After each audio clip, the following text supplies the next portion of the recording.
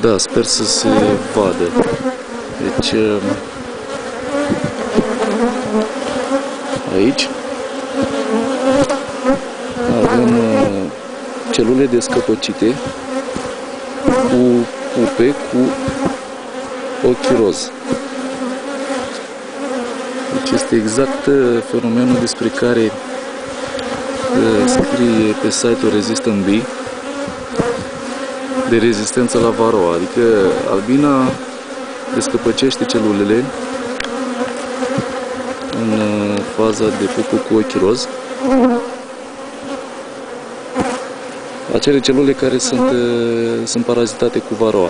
Undeva se mai văd și celule cu pupe care au fost mâncate, efectiv au scos scoase din interior.